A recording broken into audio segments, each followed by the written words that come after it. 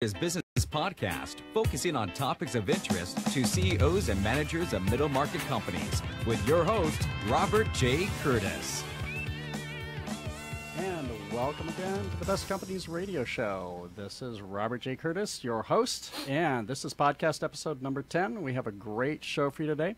I'm excited to have a special guest, John McHugh from Versatile Systems as my guest today. Now, let me talk a little bit about Versatile Systems. If there's any company that requires 100% focus to details, it's got to be the safety business. And that's what business John is in. And he's the founder, as a founder and CEO of Versatile Systems. He is, now I'm going to try to get my description right here. Design, build, fall protection company. That's correct. Okay. So you're the guys who keep people from getting hurt. That's what we do. Everywhere. And that's getting hurt from falling. Getting hurt from falling specifically, which is really interesting because a myriad of questions and topics that come up. Mm-hmm. And we're going to talk about the people management issues that revolve around this. And not only being in the business, but dealing with the situations you deal with, the companies you deal with, the projects you're on, and how you do it. I don't know how you do it, and I think I'm glad you're there.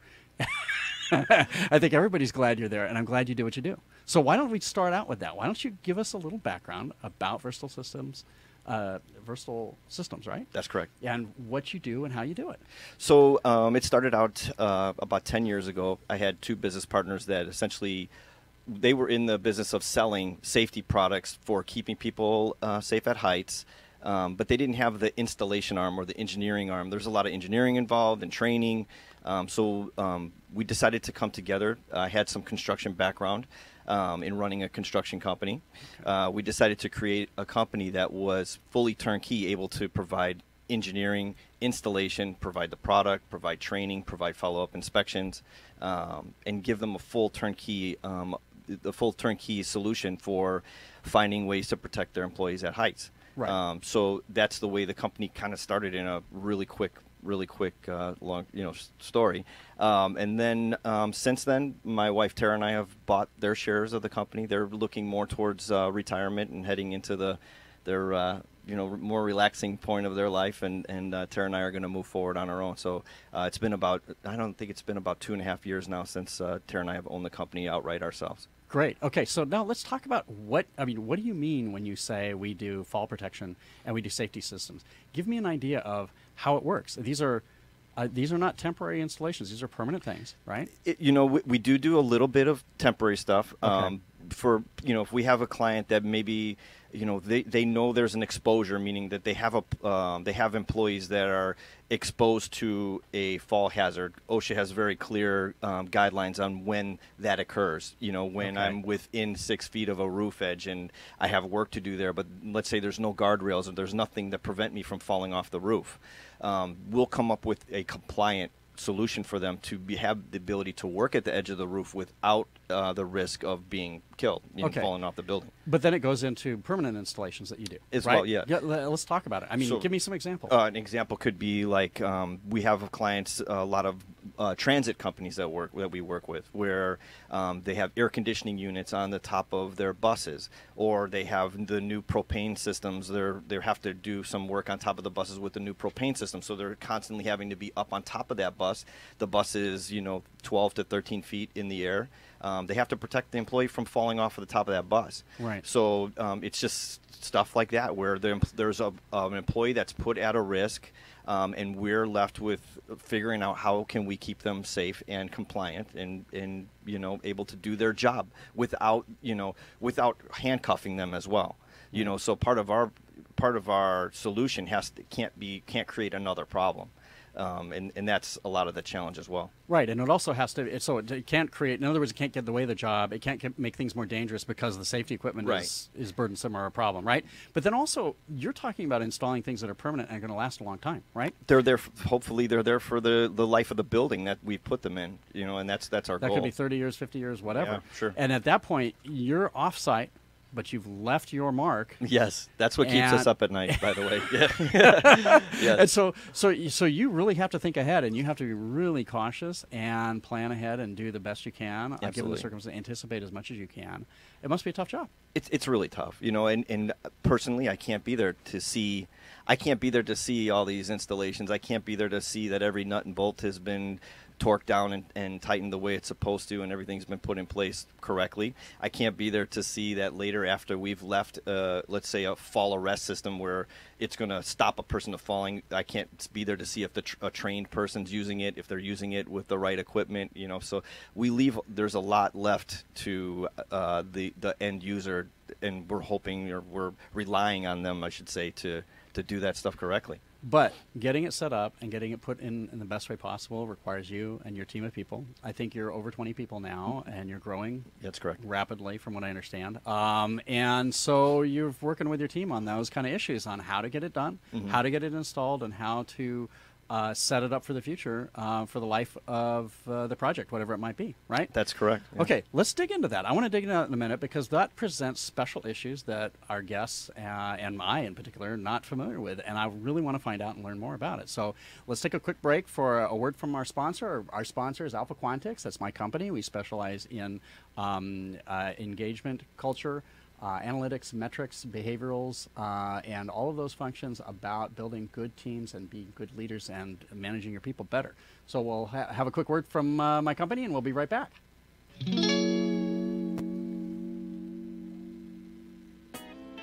Robert J. Curtis is the founder and CEO of Alpha Quantix, a premier provider of employee analytics and metrics that helps CEOs and managers of middle market companies hire the best, manage the best, and be the best.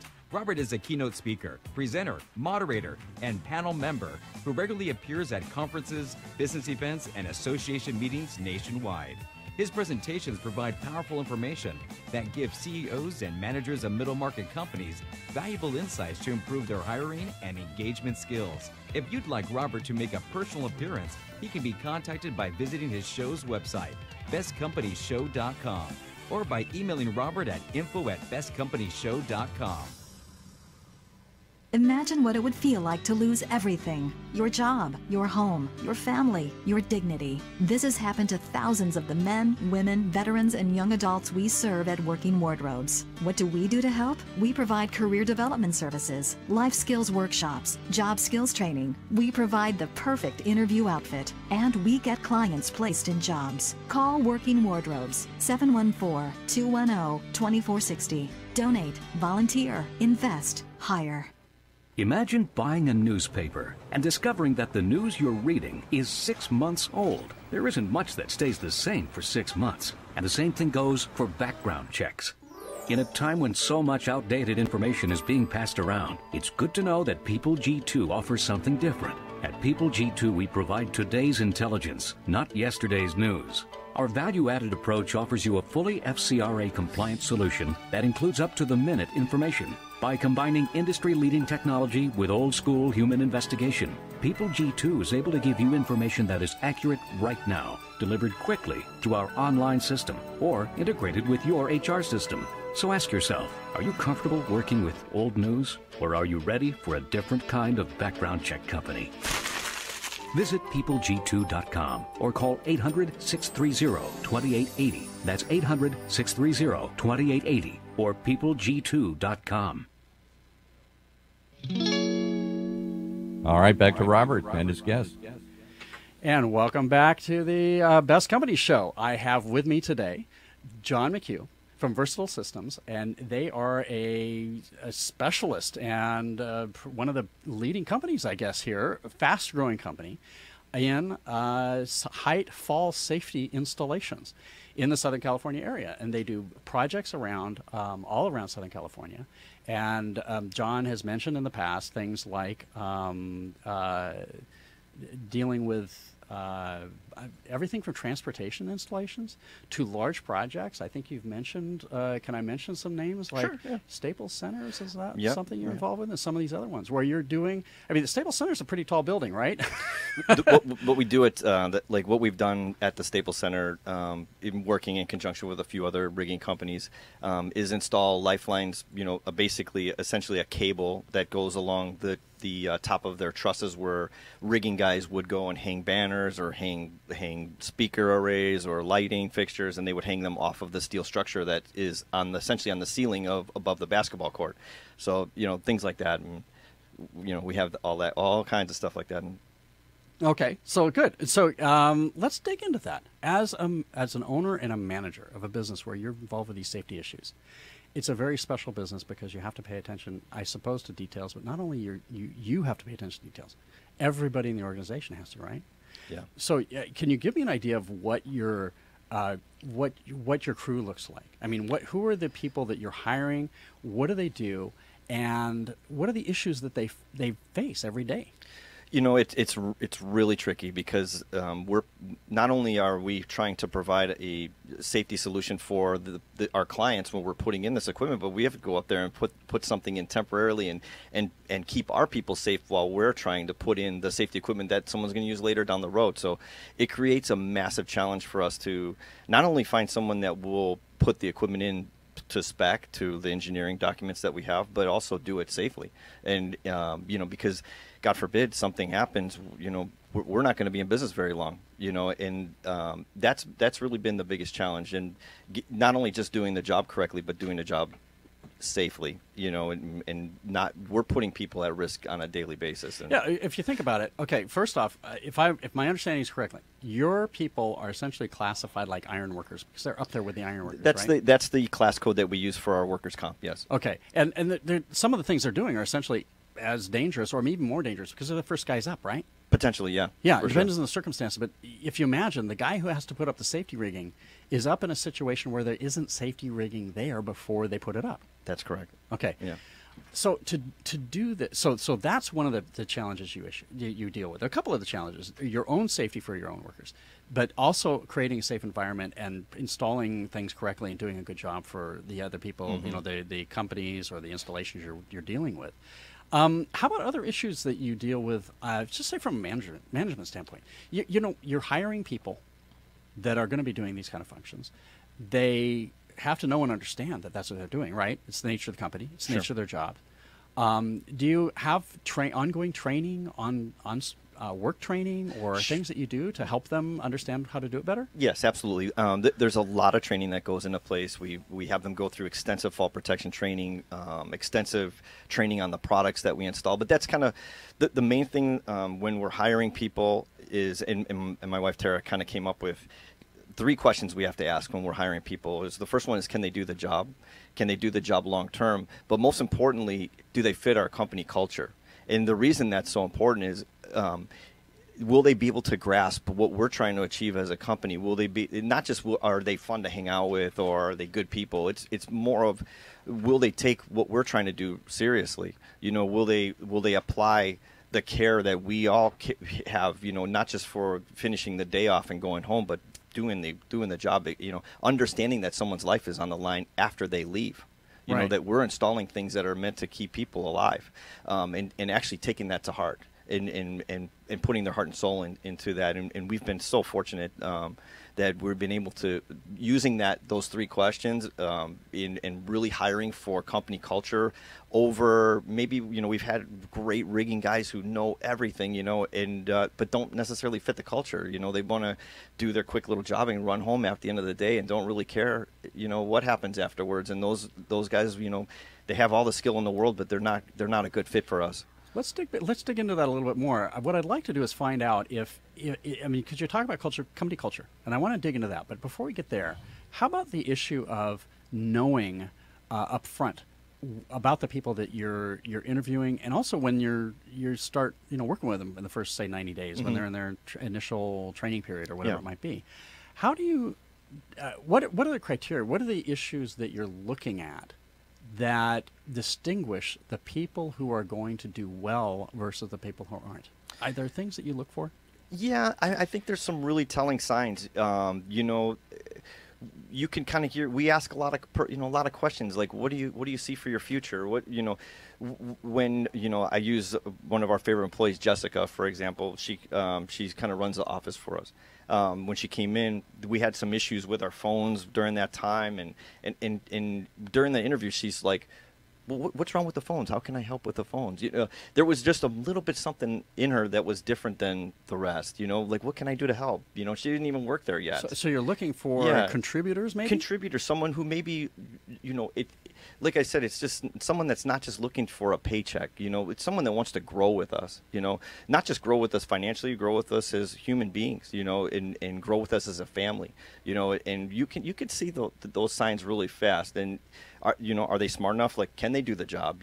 Can we train them to do the job? And there's a lot of times where the answer is no. And we've given it a shot, and we'll know right away. If we made a bad decision, we're really quick about changing it. There's too much on the line not to. Okay, so is that? But you've seemed to have been able to deal with that pretty well.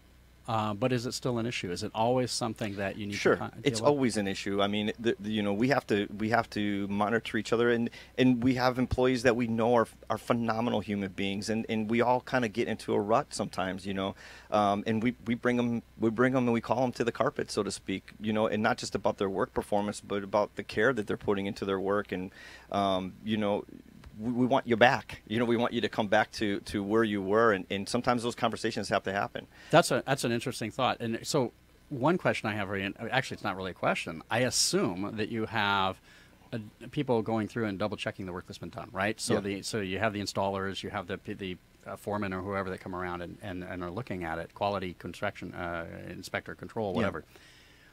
In that scenario, when you're getting feedback that, hey, things aren't, we're having to readjust things, we're having to fix things. How do you then bring that to the employee's attention? Is there a way that you can bring that to without being confrontational, maybe, and keep that culture going? Sure. And these things do happen. We've had some of those hiccups, and unfortunately, I wish I could say that we were perfect, but we're not. We really.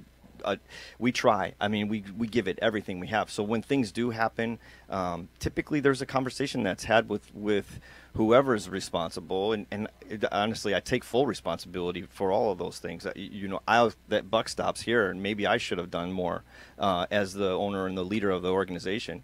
So when I bring them in, I say, hey, starting from me, I wish I would have done this and this and this, and then I wish you would have done this and this and this, and here's what it cost the company.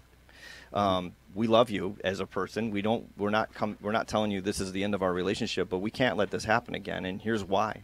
And from a more of a humanitarian standpoint, rather than coming down on them like I'm a Gestapo, or it's just it's like that. And if there's something where we see negligence, where there's negligence and there's really no remorse. It's just like, well, whatever. I mean, we'll end a relationship at that point. You'll see that there's not that attention and the care that you're looking for, right? So the culture of your organization is key. And if I get it correctly, the culture is more about kind of about teamwork, but at the same time about everybody being a contributor and going the extra mile for the team, right?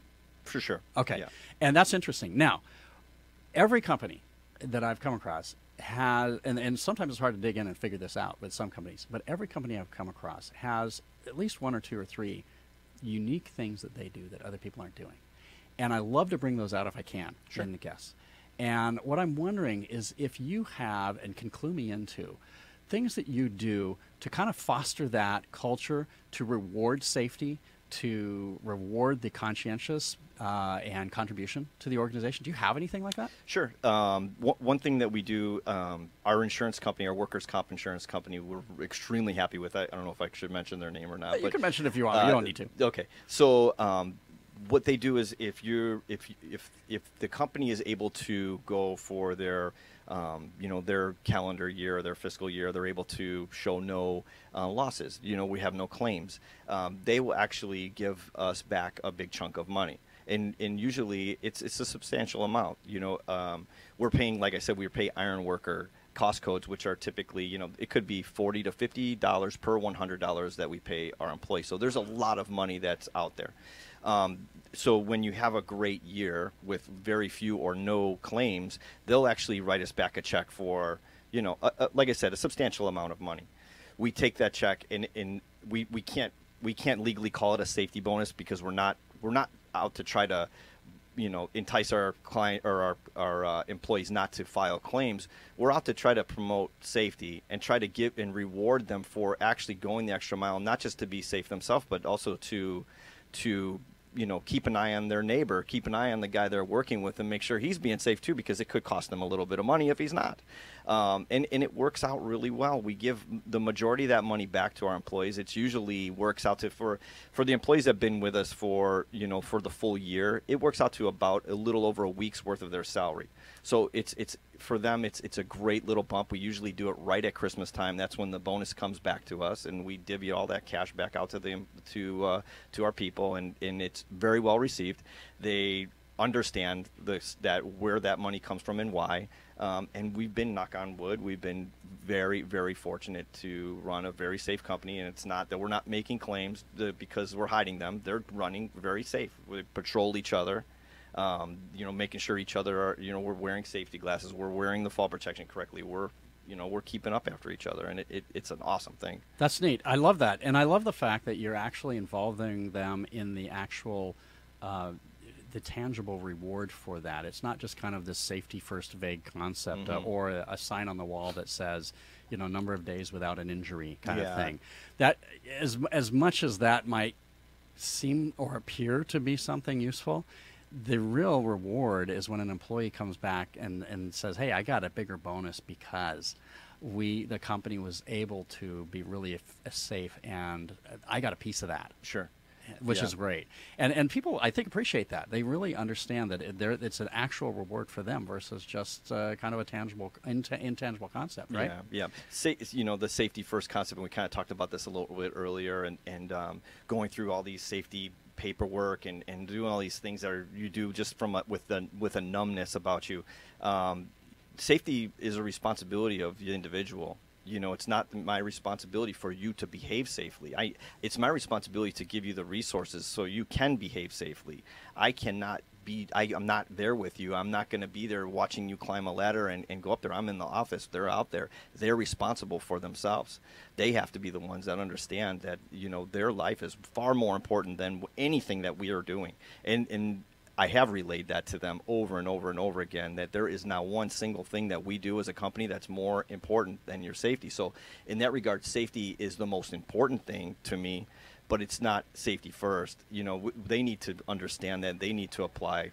It's safety culture. It's not just safety. For sure. It's not just for talk, sure. They understand right? that if it takes an extra hour, and I've said it over and over again, if it takes an extra hour, it's my fault. I didn't allow you enough time. It's not your fault, and I never ever want anything. No shortcuts. We'll pay you for the time, and they understand that. And usually, knock on wood, like I say, we run very safely. We get a lot of compliments on the way that we behave as a contractor when we're on a job site. Okay, so we're going to take a quick break, and we're going to come back in a minute with what I call my hot seat question. I want to bring in some current events to talk about with what. And since you're a safety guy, let's talk about safety. Sure. But before we do that, I want to let the audience and listeners know that you should be able to check both of us out.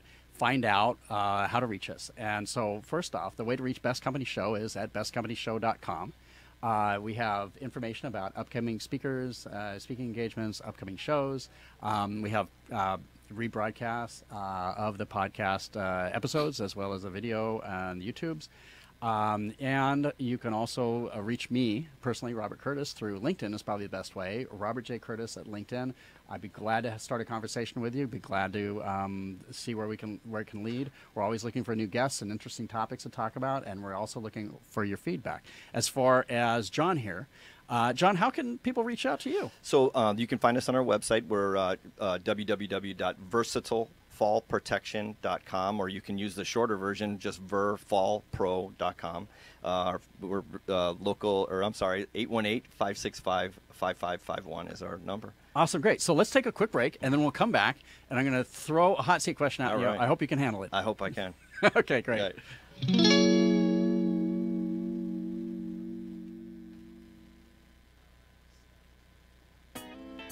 Robert J. Curtis is the founder and CEO of Alpha Quantix, a premier provider of employee analytics and metrics that helps CEOs and managers of middle market companies hire the best, manage the best, and be the best. Robert is a keynote speaker, presenter, moderator, and panel member who regularly appears at conferences, business events, and association meetings nationwide. His presentations provide powerful information that gives CEOs and managers of middle market companies valuable insights to improve their hiring and engagement skills. If you'd like Robert to make a personal appearance, he can be contacted by visiting his show's website, bestcompanyshow.com, or by emailing Robert at info@bestcompanyshow.com.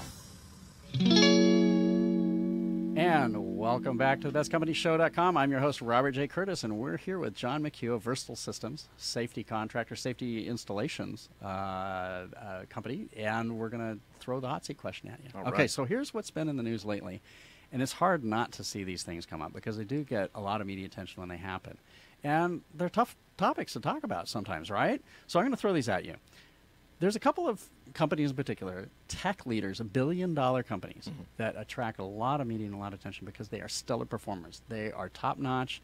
They have technology. They push the limits of technology. They push the limits of productivity.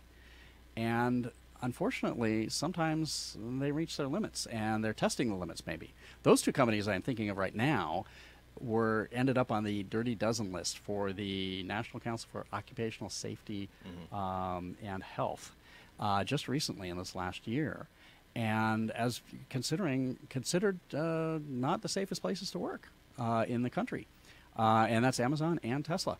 Now everybody knows Amazon pushes the limit. They use a lot of technology. They push their people to the maximum. They are a very great company. They deliver results. Same thing with Tesla. They're a great company. They're growing rapidly. But they push the limits of productivity. They push the limits of human-machine interface with their robotics and everything. Same thing like Amazon. But these two end up on the Dirty Dozen list. What's your take on this? Are there angles that these companies and other companies can do, or things that they can do, that will keep them off the Dirty Dozen list, that will help them be better companies and better at their safety issues? You know, it seems to me, I know what we do well. And can we do this well with 100,000 employees?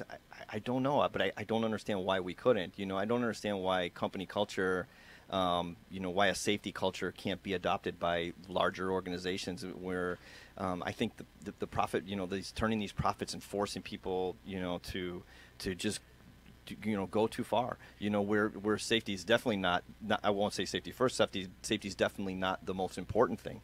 The profit margin may be the most important thing, or the productivity. And productivity is the most important thing, and it's tough. We work with very similar organizations as this at times, where maybe the question comes to me like, I'll come up with a solution, and they'll say to me, "We want whatever's going to get us compliant." The bare minimum. The bare minimum. Whatever is going to get OSHA off our back. Whatever, if OSHA comes walking in, they're going to see what we have in place and not fine us. And to me, that's not the question. The question should be, what can we do to ensure that our employees are protected from being hurt? Their employees are able to go home at the end of the day without an injury, and not necessarily what's the bare minimum that we need to do to make sure OSHA doesn't fine us. But okay, my guess is that neither one of these companies is asking for the bare minimum. I think they're probably pushing hard on the same issue, on the safety issue, but they're also, and maybe, pushing harder on the issues of productivity, right? They use a lot of robotics, they use a lot of technology, and people are interfacing with a lot of it's new, and a lot of it's being, the dial's way up there at number 11, right? What, there's an inherent contradiction in that, I think, or is there? Maybe if the culture's right, there isn't a contradiction. I don't believe there is a I don't believe that they're doing everything. I don't believe that. I know with experience of one of those companies that it is not the priority. It is not even close to being the priority. It was more of how much is this going to cost? How much is it going to impact my productivity? And then what can we do instead that's not going to impact productivity and that's going to be far less expensive? So your take on it is they need to raise the bar on and make it part of the company culture that makes safety first, but beyond safety first, with safety culture part of the company.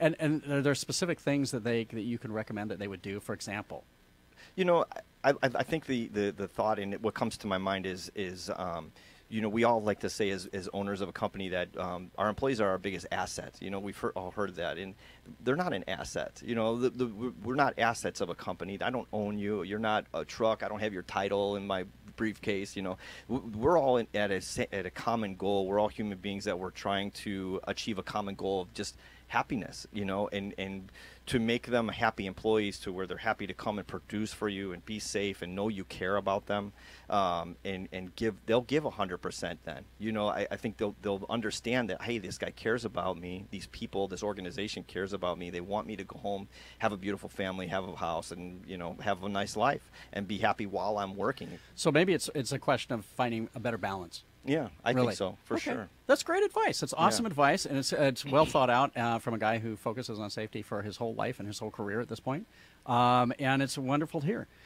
Thank you so much, John, for being on the show. Thank you. Really appreciate you being here. You've Yeah. been a wonderful guest. I like hearing what you have to say, and I want to hear more. So I'll definitely be inviting you back one of these days, and we'll be going further with this, taking it to the next level. Okay, thank you so much. I want to thank also Paul Roberts, my engineer, for his wonderful execution on helping the show get on the air and run every week. Also, Roland Canamar of Silver Dream Factory, who is the producer of the show. Without him, we wouldn't be here. He's a major contributor and definitely helps out in a lot of ways, including when we're on the road. And we're going to have a couple of on-the-road episodes coming up here soon, which you'll be able to see and hear, which will be great. And I want to wish everybody, all of our viewers and audience, the best with their companies, and that hopefully in the future they will end up being one of the best companies too. Thank you very much. You've been listening to The Best Company Show, Southern California's business podcast, focusing on topics of interest to CEOs and managers of middle market companies, with your host, Robert J. Curtis. When you use the Premier Rewards Gold Card from American Express, the rewards